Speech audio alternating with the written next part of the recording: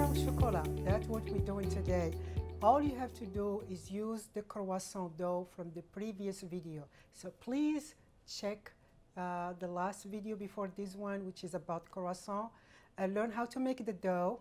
And you can freeze it in the freezer once you're ready. But don't leave that dough more than a week, because the yeast dough does not like the freezer more than a week. This is how le petit pain au chocolat looks like. The little chocolate dot from this one. And you can make a small one, which is half size of this one. I prefer this one because it's I can eat the whole thing without feeling guilty. So let's get started. I'm going to use this mold to mold my what we call the bâtonnet au chocolat or bâton au chocolat. So I'm just using a silicone mold for the ice. That's all I'm using. And I was able to find this tiny little one, so I can have this size. But I will still going to cut it because it's kind of a little bit too big. So I have this choice, and I have this second choice.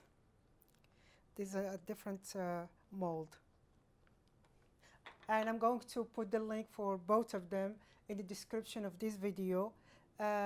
Instead of buying them, which is kind of very expensive here in Washington area or in America in general, it's just so difficult to find them. So I prefer making them by myself.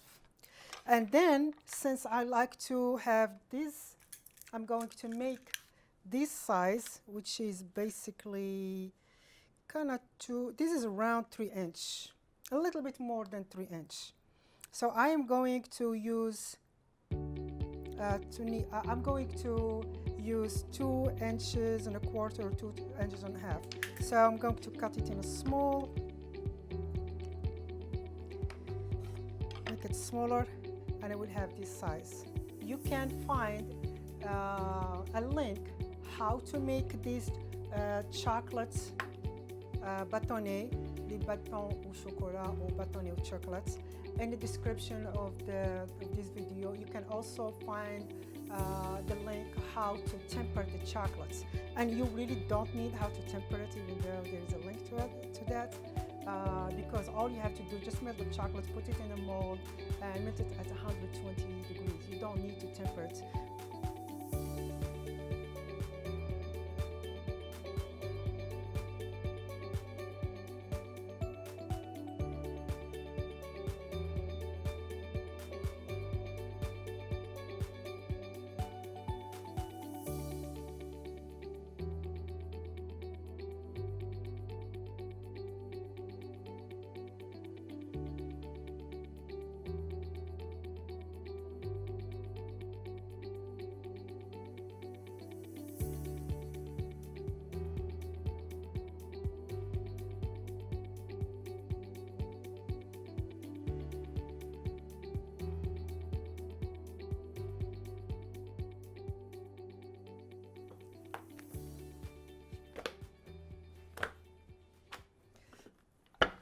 Make sure your dough is cold, because we don't want the butter to melt.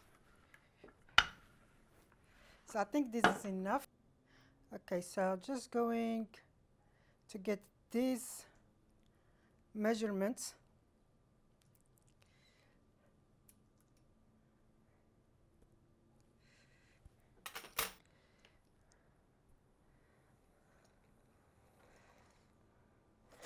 At least this one is not sharp to damage your marble table, and you always want to cut the edges to expose the beautiful layers of butter.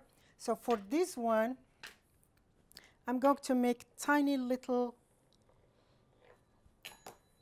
croissant.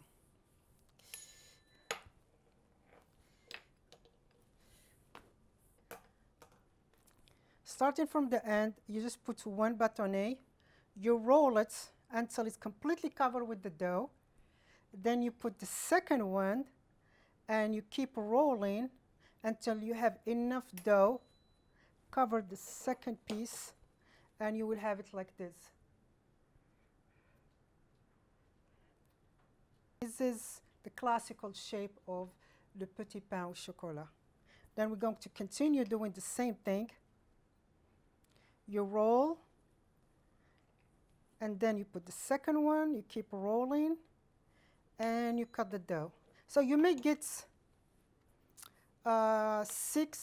to 10 petits pains au chocolat, depend on the size of the chocolate and also the thickness. We're always trying to get an 1/8 of an inch, but sometimes the dough gets thicker like this one here. So I'm going to stretch it a little bit and continue doing the same thing. You roll the first one, then you put the second one, and you roll it, then cut the dough. And normally at this time, what I do, I freeze them. Because when I shape them, I just don't want to deal with baking. I freeze them, but no more than a week. Then I start baking them. But we're going to bake them today for you guys. And then you wait for an hour, then you brush it, then you let it ferment for up to 3 hours. I like it to ferment for 3 hours because that way you have all these layers so visible. So do not skip on that step. Let it ferment for a good number of hours. You'll be very happy. For this small dough, what I do, I just use the little ones here and I roll them. They're really cute. You may use just one, because they're so small.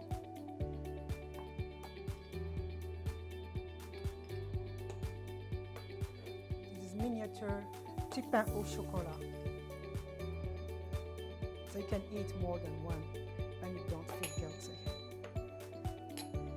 But believe me, I do freeze them as fast as I can because if not, I just eat all of them.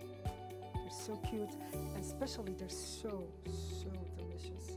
They're going to taste so much better than anybody else because you put in the best butter and the best chocolates. These pieces here, don't need them, just put them like this.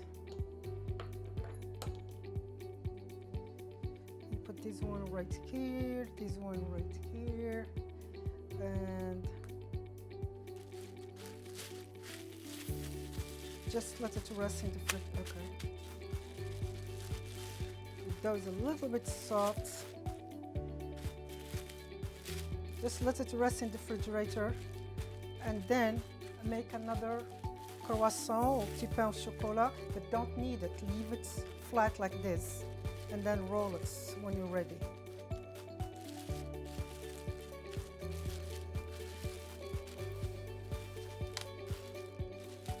Egg wash is basically 1 whole egg with whole milk. The weight of the egg plus the weight, the same weight in whole milk, and you mix both of them.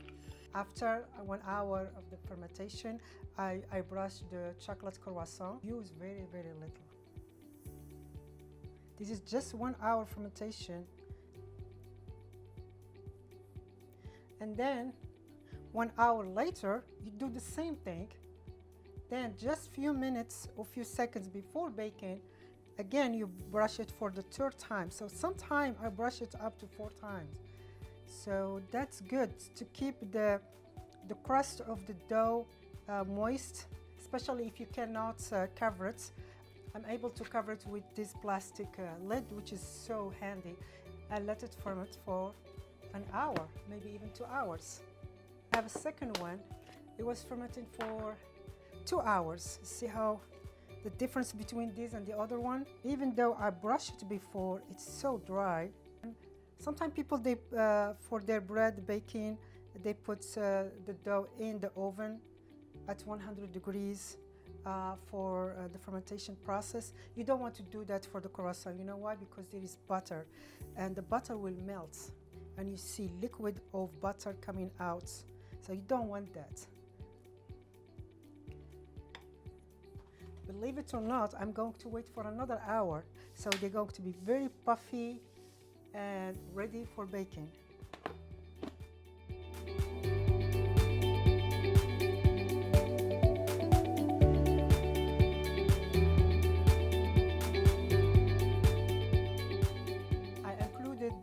for this recipe in the description of this video, so make sure to check that out.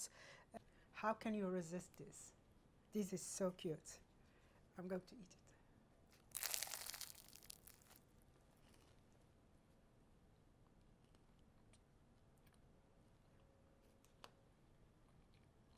I hope you enjoyed this recipe, and please leave me comments, questions, and I'll be happy to answer them.